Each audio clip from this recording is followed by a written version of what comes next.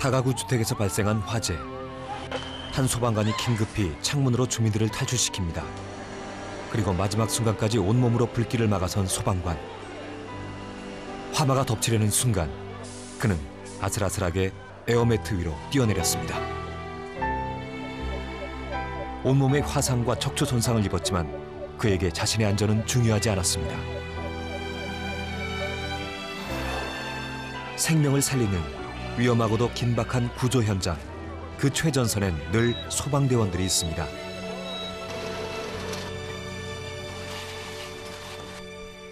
그래서 우린 그들을 슈퍼 영웅이라 부릅니다. 그러나 그 고귀한 희생 뒤에 따라오는 현실은 어떨까요?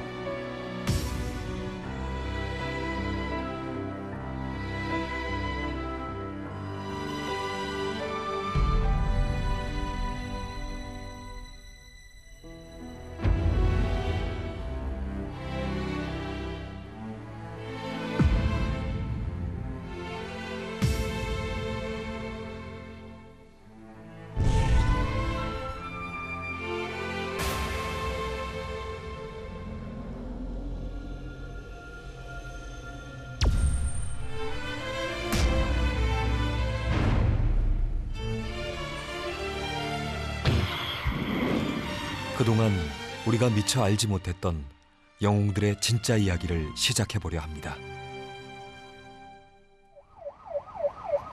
지난 9월 16일 새벽, 강릉시 소방대원들이 긴급 구조에 나섰습니다. 뜨거운 열기로 가득한 목조더미를 파헤치며 꺼낸 이들은 다름 아닌 동료 소방대원이었습니다. 매몰됐다고 해서 깜짝 놀랐죠. 큰일이 났구나 그래갖고 장비고 뭐고 그럴 겨를도 없이 그냥 손으로 그 덮여있던 흙들을 막 파헤쳤죠. 얼굴 쪽은 이제 제가 이렇게 팠는데 뭐 반응이 전혀 없더라고요.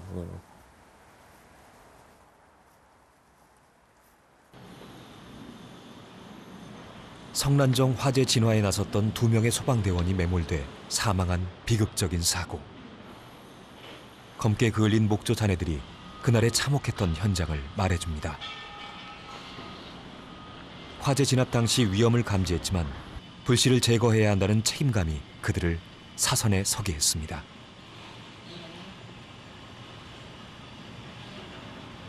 안에 불이 좀 있긴 있었지 뭐 이렇게 큰 불은 잡았으니까. 근데 정작 그 상태가 좀 안 좋았어요. 그 뭐 이렇게 파이프 같은 거를 이렇게 받쳐놓고 이래갖고 딱 처음 가자마자 이거 건물이 좀 위험한 상태구나, 붕괴 위험이 있겠구나, 이렇게 그런 느낌을 사실 좀 받았는데. 성난정의 1차 화재는 10분 만에 진화됐지만 붕괴 위험이 매우 높았습니다. 다음 날 새벽 2차 화재가 발생했고 잔불을 끄기 위해 두 소방관은 한치의 망설임도 없이 붕괴 위험이 있는 건물 안으로 뛰어들어갔습니다. 2명이 남았는데 한 사람 나이 많이 먹은 사람하고 한 사람 젊은 사람. 그래가 그게 넘어졌지. 넘어지는데 그 사람이 그 깔려있는데 급하니까 막 소방대원들이 덤비 들어가지고 이거 전부 다 드러내고 사람 거집어냈지.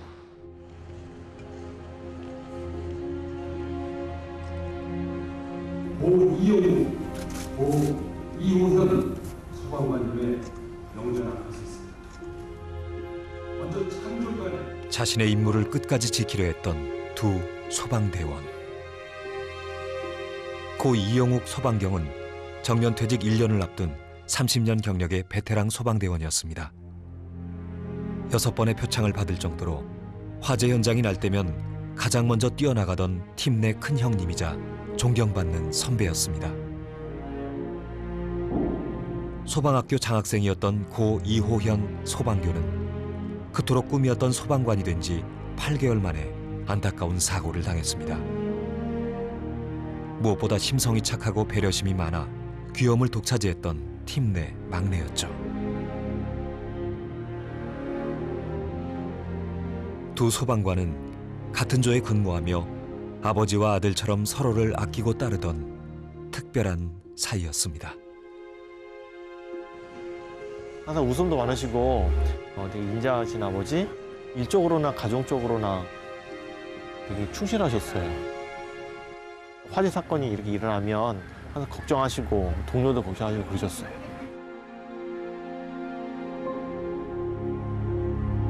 용경님, 호연아! 이제는 이 세상에서 이루지 못한 일들은 우리에게 맡겨두고 화마가 없는 곳으로 가서 편히 잠드소서. 지키지 못해서 미안합니다. 끝까지 동료를 지켜주지 못했다는 미안함과 자책감. 그것이 소방대원들에게 아픔으로 남았습니다.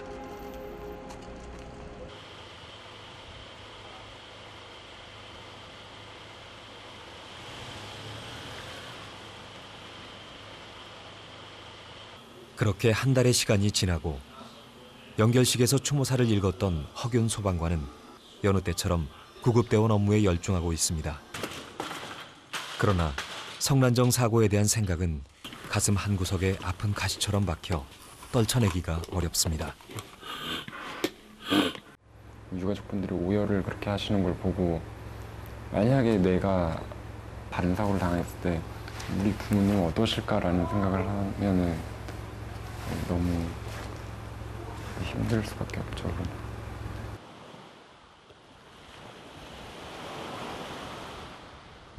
사고 발생 한 달 후 강릉 소방서에 180여 명의 소방관들이 모였습니다. 성난정 구조 현장에 투입되었거나 같은 곳에 근무했던 동료 소방관들입니다. 여러 동료 소방관분들께서는 여러 가지 생각과 또 감정들이 아마 있으실 거라고 생각하는데요. 겉으로는 잘 드러나지 않는 내면의 상처를 치유하기 위한 심리 치료 캠프가 진행되었습니다. 특히 외상 후 스트레스 장애에 대한 교육이 집중적으로 이루어졌습니다. 내가 잘못한 일도 아닌데 미안하고 죄책감이 느껴지고 이와 더불어서 나한테도 또 그런 일이 일어나지 않을까 하는 두려움들이 느껴지게 됩니다. 이런 감정들이 있는데 큰 사고를 경험한 소방대원들에게 외상 후 스트레스 장애는 먼 이야기가 아닙니다. 이번 성난정 사고 후 대원들을 대상으로 한 심리검사에서 놀라운 결과가 나타났습니다.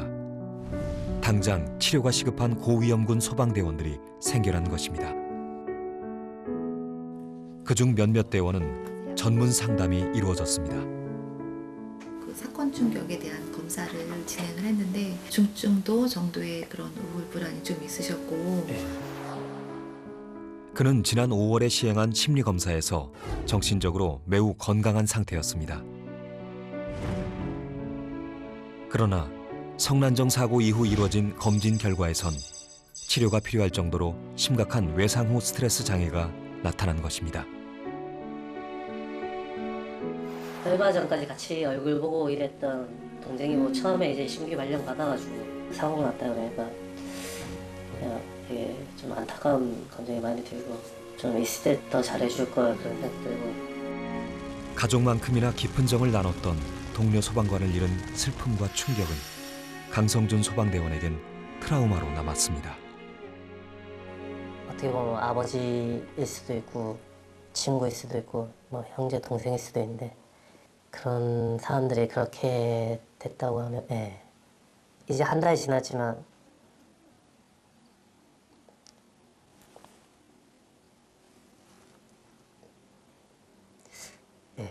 벌써 사람들은 많이 있는 것 같고요.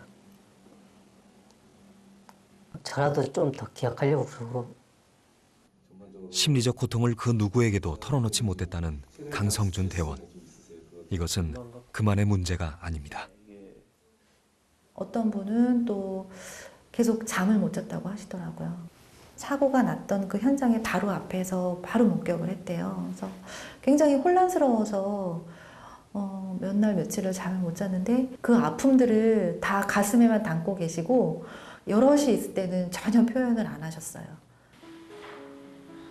소방관들이 겪는 끔찍한 사고 현장과 자신의 손으로 동료를 구조해내는 경험은 무의식 속에서 트라우마로 남습니다. 화재 발생, 그다음에 또 시체 처리, 수많은 여러 가지들을 다 소방관이 하셔야 되지 않습니까? 직업적으로 어떤 재난 현장과 트라우마를 계속 접한다는 것 자체가 PTSD의 위험률을 높인다고 볼 수밖에 없을 것 같습니다. 10년차 소방관인 최재명 대원. 그는 1년째 휴직 중입니다. 어느 날부터 시작된 수면 장애와 극심한 불안증. 그것이 외상후 스트레스 장애인 줄 생각지도 못했습니다. 잠드는 것도 힘들고 중간중간 깨고 또 아침에 또 일찍 일어나 버려요. 또 일찍 일어나 버리고 뭐 어느 순간은 뭐 또 차 같은데 이렇게 내가 막 빨려 들어갈 것 같은 그런 막 환상 같은 것도 막 할 때도 있어요. 괜히 막 위에 막 건물 위에서 뭐가 떨어져서 나를 막 덮칠 것 같은. 지금 생각하면 왜 그런 생각을 했을지 모르겠는데 우울감이 깊어지면서 그는 여러 차례 자살 시도까지 했습니다. 자신에게 왜 이런 일이 생긴 것인지 이해할 수 없었던 그는 치료를 받으면서 그 원인을 발견하게 되었습니다. 아기를 둘이 이제 발견을 했더라고요. 그 둘이 이제 어머니가 목매 셨고, 근데 저희한테 이제 막 살려달라고 그러는데 이제 저희 능력 바뀌니까 아 얘들은 좀 앞으로 어떻게 살까 엄마를 잃었는데 뭐 그런 생각부터 해갖고 우리가 해줄 수 없는 일인데도 좀 미안하고 이제 감정적으로 뭔가 거기에 뭔가 남겨놓고 오는 거죠. 그러니까 계속 생각나는 거죠. 그런 게. 첫 출동에서 마주하게 된 끔찍한 경험들, 그리고 누군가를 반드시 살려야 한다는 무거운 책임감과 긴장감, 또 살리지 못했다는 죄책감과 미안함은 소방관의 운명처럼 따라다닙니다. 이런 경험들은 자신도 모르는 사이 기억 속에 강하게 각인돼 버리죠.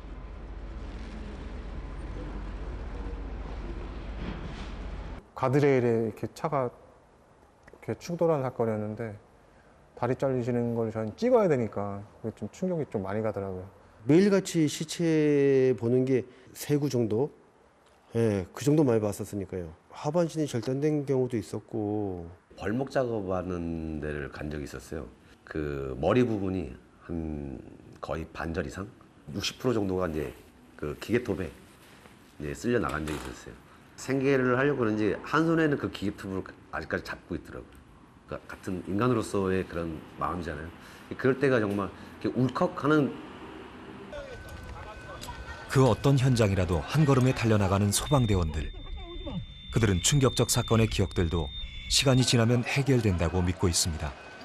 하지만 극한의 경험들을 제대로 풀어내지 못하면 그것은 스스로 헤어나오기 힘든 고통의 늪이 됩니다. 우리나라 소방관에서 적어도 20% 30% 이상은 현재 PTSD 현증을 앓고 있다고 보여지거든요. 그런 것은 내가 심리적으로 약하다는 증거가 아니고 어떻게 보면 당연하다고 볼 수 있습니다. 우리가 예를 들었을 때 무슨 어떤 화학물질이 많은 곳에서 일을 하시는 분들은 화학물질에 대한 방어를 당연히 해야 되는 것이고 그게 뭐 체력이 강해서 그런 화학물질을 견딜 수 있는 것들은 아니거든요.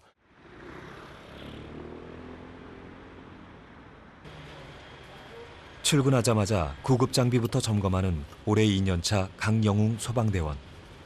그가 이 길을 선택한 이유는 보람된 일을 한다는 자부심 때문이었습니다. 도움을 필요한 사람들한테 가장 먼저 다가가가지고 도와주고 그런 부분에서 나도 119 구급대원이 되고 싶다 그런 생각을 했었고 무엇보다 이제 제 딸아이가 이제 아빠가 119 구급차 탔으면 좋겠다 이런 말도 해서. 강영웅 대원은 두 아이의 아빠입니다. 비번인 날이면 아이들과 함께 놀아주기 위해 노력하지만 가족이 함께 있는 시간은 거의 드뭅니다. 한 달에 한 번 정도가 있는 것 같아요. 왜냐하면 3주 동안 이렇게 교대 근무를 하잖아요. 여행을 간다던가 그런 거는 이제 잘 할 수 없는 것 같아요. 항상 시간이 잘 맞지 않고.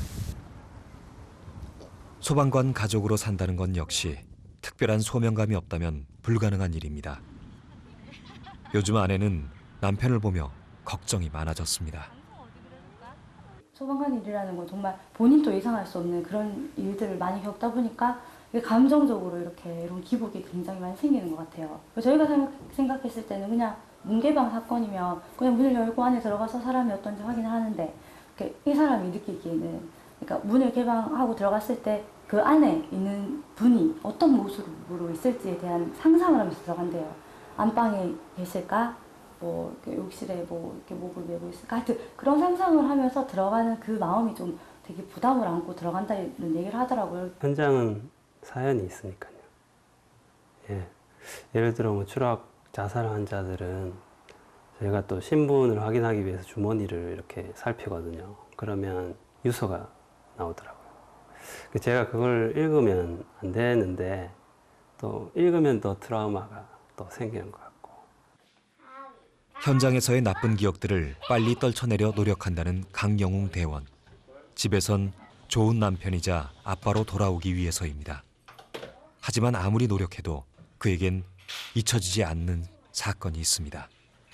소방학교에서 같은 방에서 동고동락 했었고 가까이 지내던 동생인데 침수된 차량 내에 요 구조자가 있는지 살피러 갔다가 그만 물이 불어나가지고 그 사고가 있었습니다. 네. 세상에 또 대화방 이렇게 내용들이 보면 제 동기들이 전부 다 제발 뭐 살아 돌아와 이런 그런 글들이 있어요. 그런 걸 보고 저도 이제 보면 눈물 나죠.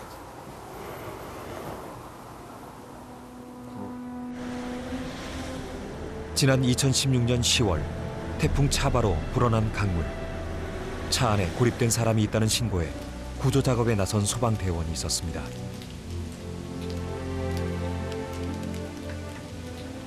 구조 작업을 마치고 돌아서려는 순간 불어난 강물에 고립돼 버린 소방대원. 1시간 동안 사투를 벌였던 그는 더 이상 버티지 못하고 붙잡고 있던 손을 놓았습니다.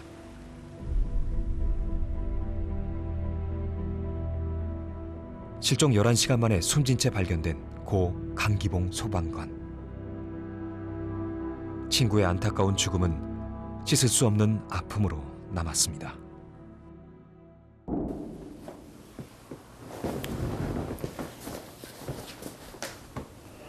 그냥 충격이죠. 네. 충격이고 영원히 잊혀지지 않는 가슴 한구석의 흔적으로 남아서 앞으로 정말 엄청나게 많은 시간을 이 직업으로 이렇게 살아야 될 수도 있는데 그런 부분에 대해서 치유하고 뭐 상담하고 뭐 그런 게 좀 더 생기면 좋겠다 이런 생각은 좀 한번 해봤던 것 같아요.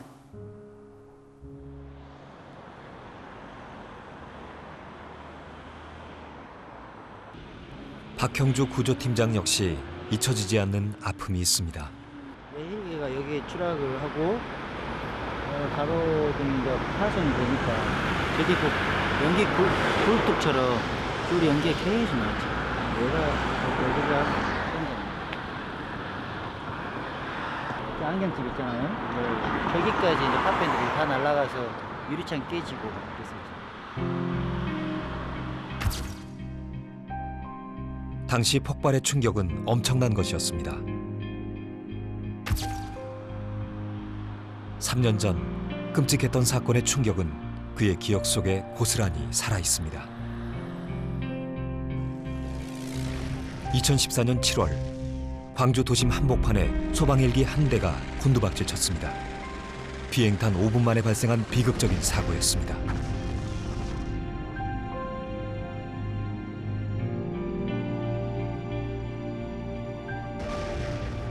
탑승자 5명 전원이 그 자리에서 사망했고 헬기 역시 강한 폭발에 형체도 없이 사라졌습니다.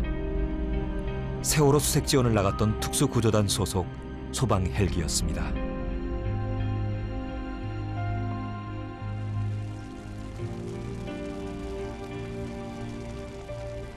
세월호 수색 지원을 다녀오다가 연료 때문에 강주공항에 착륙을 했다.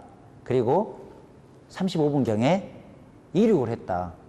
이게 나온 거예요. 그래서 강원 소방 헬기다라고까지. 그 소리 듣는 순간 막 진짜 눈물이 막 쏟아지더라고요. 아비규환의 구조 현장. 헬기 잔해 속에 섞여 참혹하게 훼손된 동료의 시신을 직접 수습해야 했던 구조대원들. 심장을 도려내는 듯한 슬픔을 참아야 했습니다. 거의 한 50%는 훼손됐고요. 한 30-40%의 그 부분만 이렇게 남아있더라고요. 어느 한 가정에 아빠이고 가장이지 않습니까? 그리고 아들이고 그리고 남편이고 이 피부 조직 하나라도 온전하게 그들 가족 품에 가야 된다. 그런 생각에 이게 눈물인지 빗물인지 모를 정도로 거기 현장에 참여했던 우리 구조대원들 서로 울면서 작업했습니다. 근데 정말 너무나도 끔찍하고 그분들의 그 고열에 의해서 신체 일부가 탔던 그 냄새가 지금도 제 몸에서 나는 것 같고 제 손에 그 냄새가 나는 것 같아요. 왜 이러한 현장과 이러한 고통을 나에게 주는가. 저 정말 하나님도 원망스럽고 제 자신도 원망스러웠어요. 헬기는 마지막 추락하는 순간까지도 아파트와 학교를 피해 인적이 뜸한 풀밭을 향해 떨어졌습니다. 인명피해를 막기 위한 소방대원의 마지막 선택이었던 것입니다. 마지막으로 조종사가 조종관을 안 넣고 손이 이렇게 잡고 있는 그 모습을 봤을 때 시민들을 피해서 착륙을 하지 않을까 이렇게 생각이 되더라고요. 좀 안타깝고 어떤 내리에는 참 우리 동료라는 생각에 내가 저 상황에서 죽는 거하고 똑같은 느낌을 많이 받았습니다.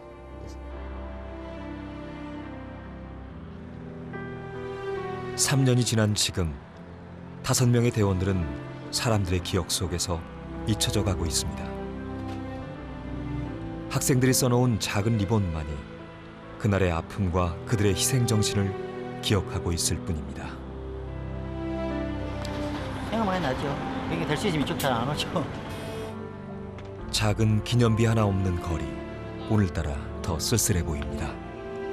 밟기 싫어. 밟고 싶지 않으시죠? 왜요? 여기 다 동료들 시험 다 해가 있어요. 다른 건 다 잊어먹어도 여기 현장은 잊어먹을 수 없어요. 충격이나 우울증 그리고 힘듦 그런 과정이 많은데 그것을 버티면서 생활할 수 있다는 게 이 제복을 입고 있기 때문에 그리고 이제 소방관이라는 그 직업 소명의식이 아닐까.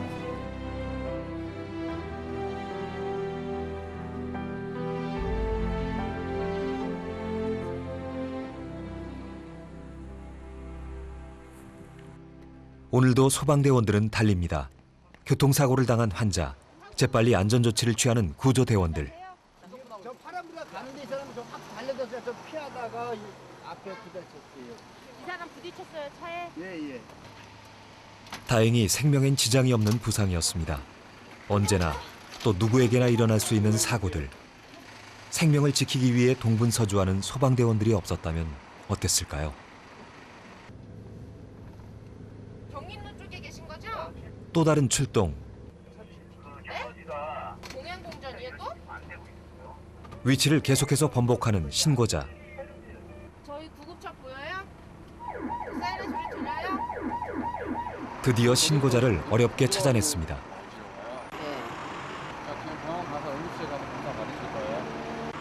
그런데 어지럼증이 심각해 보이질 않습니다. 집으로 데려다 달라는 황당한 부탁. 그래도 안전을 위해 차에 태웁니다. 그래서 아픈 사람들 응급실에 모셔다 드려서 적절한 치료를 받을 수 있게 하는 차가 우리 구급차예요. 되게 가셔갖고 또 어디가 불편하시거나 아프시거나 그러시면 다시 119에 신고하셔서 그때는 정말 응급실에 가서 진료를 받으셔야 돼요. 그래서 찾아갈 수 있겠어요? 그래도 이런 상황은 웃으며 넘길 수 있습니다. 현장에 가자마자 안녕하세요 119 구급대원입니다 라고 말씀드리면서 고개를 숙이는 순간 주먹이 날라와서 얼굴 한 대 맞은 적이 있습니다. 알고 보면 그 저희 대원이 한참 솔직히 인생 선배 이런데도 말 한마디 못하고 놈의 새끼가 아니야, 선생님. 내가 해주라고 할 때는 안 해주고 놈들아 인정 와서 놈들아 그러면 아니 바로 온 거예요. 전화 바로 와 놈들아 어디서 얼마나 지장이 있는 거 알아? 이들이 뭐 대단하다고 그러냐 그러면서 또 뭐 욕설을 또 하시면서 이런 대우를 받으면서까지 뭐 해야 되나라는 생각을 한 적은 뭐 있죠. 네. 그러니까 환자 상태에 따른 보호자에 의한 폭력 폭언들이 굉장히 많습니다. 마치 화풀이 대상으로 삼듯 폭언과 폭력을 휘두르는 사람들. 매년 구급대원 폭행률이 증가하는 것만으로도 그 심각성을 알 수 있습니다. 구급대원을 폭행할 경우 최대 5년 이하 징역까지 처벌할 수 있지만 대다수 소액 벌금형에 그치고 있는 실정입니다.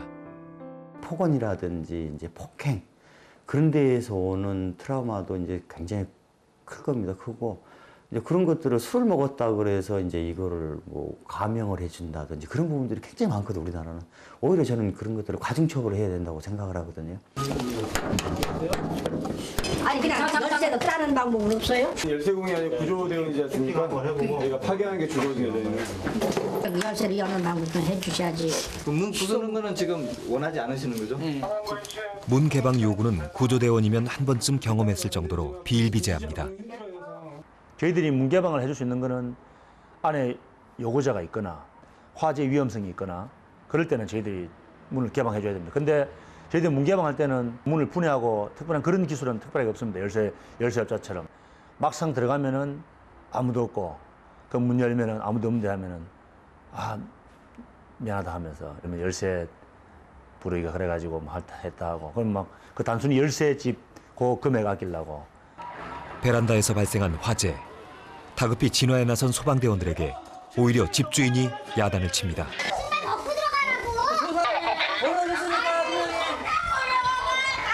이건 내가 제대로 올릴 거예요. 이거 불 제대로 난 것도 아닌데 왜 이렇게 광범위하게 너무 과한 액션이잖아 이거는. 왜 온통 무조건 신발 신고 들어와요? 신발 안 신고 왔어요. 아니 어떤 아저씨는 막 신발 신고 뛰쳐들어오잖아요 지금. 고맙다는 말 대신 돌아온 비난의 목소리. 대원들은 자괴감에 빠질 수밖에 없습니다. 급한 환자라서 현장에 출동을 해가지고 이제 신발을 벗지 않고 그냥 빨리 간 거예요. 다급해서 그랬겠죠. 그리고 이제 환자를 이렇게 처치하고 돌아왔는데 민원이 들어왔대요. 소방관들이 신발 신고 집에 들어오셔가지고 카페트가 더러워졌다는 민원이 들어왔다는 거예요. 구조 과정에서 발생되는 상황들이지만 그 책임은 소방대원들의 몫입니다. 벌집 제거에 나섰다 변상까지 하게 된 윤경석 진압대원. 그래서 이제 올라가서 한 200m 이상, 한 250m 정도. 등산로 같이 막 그렇게 올라가야 돼요. 윤경석 대원은 야산 중턱에 위치한 염소 농장에 벌집 제거 요청이 들어와 출동했습니다. 독성이 강한 장수 말벌을 제거하기 위해 토치를 사용했고 그때 예상치 못한 상황이 발생한 것입니다. 이제 그 벌집복을 딱 입어버리면 안에 막 습기가 잘 안 보여요. 둘 다 입었기 때문에 그 불을 빨리 발견할 수 없었어요. 갑자기 돌풍이 불었고 불은 순식간에 주변 건초더미로 옮겨 붙었습니다. 산중턱이라 소방용수도 준비해 갈 수 없는 상태였습니다. 피해액은 65만 원 정도였습니다. 연락이 왔더라고요. 이렇게 해서 이렇게 농장주께서 와서 개인당 500만 원씩 해서 1,000만 원 배상해 주라. 인사상 불이익을 우려해 대출까지 받아 배상을 해준 윤경석 대원. 동료 소방대원들까지 돈을 보탰지만 그는 징계위원회에 회부되었고 결국 경고 처분까지 받았습니다. 거의 뭐 잠을 못 이루고 이제 거의 뭐 알코올로 달러이고 그런 상황이었고 그 참 하루하루 좀 거의 지옥이었죠. 완전히 또 다음에 또 출동을 나가야 할 거 아닙니까? 그러면 그런 상황 다녔을 때 얼마나 또 마음에 더 트라우마가 있겠습니까? 소방 활동 중에 생긴 과실이라도 소방관이 면책을 받기란 쉽지 않습니다. 일어날 수 있는 일반적인 과실, 즉 경과실입니다. 그 같은 경우에는 면책되는 게 국가 배상법수로 규정은 돼 있긴 하지만은 문제는 면책하기 위해서는 소방관 개인이 소방서도 마찬가지고 경찰서도 가야 되고 법원, 검찰 다 출석해서 저 아닌데요? 저 그렇게 크게 잘못 안 했는데요? 라는 걸 계속 밝히고 소명해야 됩니다. 적법한 공무활동에 대해서는 소방활동에 대해서는 조직이 지켜준다. 나라는 너를 버리지 않았다. 라는 걸 보여주는 게 제일 중요하고. 수많은 위험 상황에 늘 직면해야 하는 소방대원들. 그러나 그들에게 지급되는 위험수당은 월 6만 원이 전부입니다. 육체적, 정신적 손상을 입더라도 쉽게 도움을 받지 못하는 그들. 특히 외상 후 스트레스 장애와 같은 정신적인 문제는 소방대원 스스로도 마음을 열기가 쉽지 않습니다. 강한 척을 하는지 저희도 이제 한번 감추려고 하는 거죠. 그거를 떠올리지 않게끔 하려고. 내가 남들 앞에서 그런 약한 모습 보이면 누굴 도와줄 수 있고 누굴 위해 일할 수 있나. 소방관들이 당연히 남들을 위해 희생하고 봉사해야 되니까 그런 약한 모습 보인다는 걸 그거 자체가 잘못된 생각이라고 많이 아시는 것 같아요. 소방서라는 조직이 남자다운 조직, 좀 이렇게 강해 보여야 되는 조직, 그런 조직이잖아요. 그러니까 뭔가 그런 얘기 입 밖으로 꺼내는 순간 좀 내가 좀 나약해 보여지는 것 같고. 정신적인 이상을 앓고 있다는 거를 알리고 싶은 사람은 없을 거라고 거의 생각을 하거든요. 그거를 앓고 있다 그래서 내가 당장 휴직을 내거나 어떤 병원에 가서 한두 달 치료를 받는다? 그것도 사실 굉장히 어려운 부분이 있습니다. 왜 그러냐면 원체 인원이 부족하다 보니까 그 시간을 내서 간다는 자체가 동료한테도 일단 부담이 되고 본인 스스로도 그런 동료들한테 그런 직무를 안기고 싶지 않은 부분이 있기 때문에 이런 것들이 밖으로 표출이 될 수 없는 부분들도 굉장히 있다고 보여집니다. 뜨거운 열정과 인내, 그리고 희생정신이 없다면 해낼 수 없는 일. 오늘도 소방대원들은 태극마크를 달고 구조 현장에 나가는 것을 가장 자랑스럽게 생각합니다. 구조해드렸는데 나중에 그분이 뭐 우리 사무실로 오시든지 뭐 감사 편지라도 보내든지 할 때 그때는 제가 참 이 일을 하길 참 잘했구나 싶죠. 고맙습니다. 아니면 뭐 수고하십니다. 이런 한마디를 해주세요. 근데 솔직히 그게 제일 뿌듯해요. 너무 고맙다 그렇게 말 들었을 때 좀 뿌듯함이 있죠. 네. 이곳엔 소방대원과 특별한 인연을 가진 분이 있습니다. 한쪽 팔을 잃은 정옥심 씨. 만약 소방대원이 아니었다면 그녀는 한쪽 팔뿐 아니라 목숨을 잃었을지도 모릅니다. 생명을 건져준 은인이요, 은인. 생명을 건져준 사람이요. 그 생명의 은인은 다름 아닌 박형주 구조팀장이었습니다. 시간이 날 때면 한 번씩 들려 안부를 전한다는 박형주 팀장. 지금에서야 서로 웃으며 말할 수 있지만 사고 당시를 생각하면 아찔하기만 합니다. 그 반죽을 하면 이제 가래떡이 이렇게 나오지 않습니까? 밀어 넣는 과정 중에 이 손이 딸려 들어갔어요.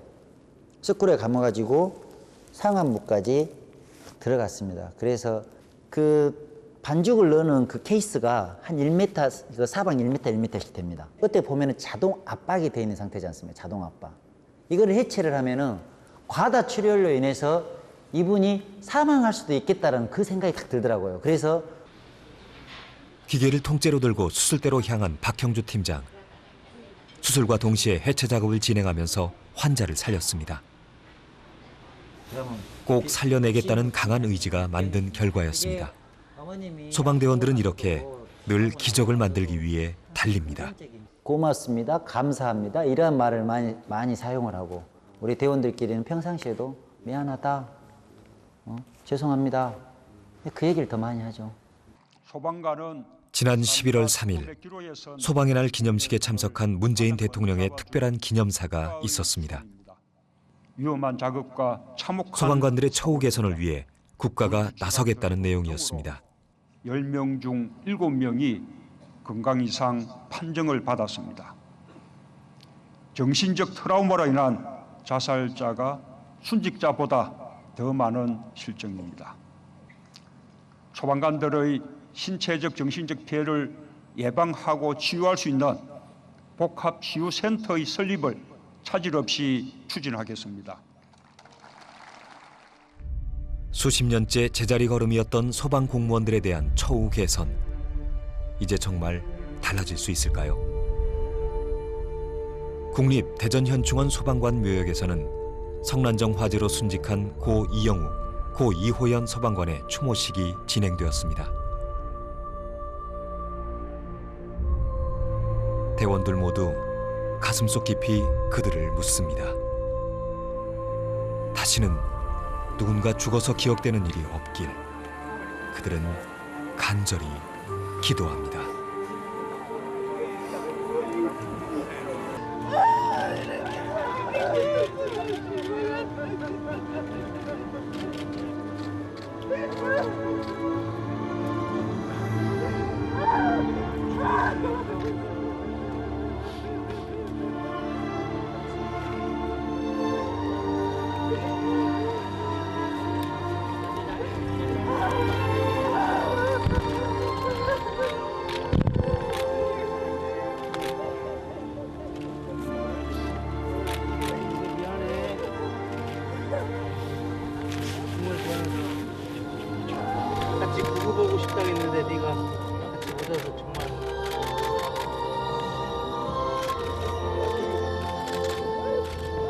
미안하다.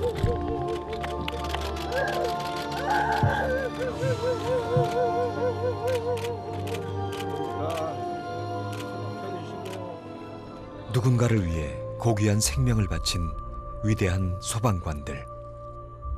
그들의 보이지 않는 상처를 이제 우리는 살펴보아야 할 때입니다. 다시는 이런 비극적 슬픔이 반복되지 않길. 또 그들의 희생정신이 트라우마가 되지 않도록 이제 국민이, 국가가 그 해답을 만들어 주어야 하지 않을까요?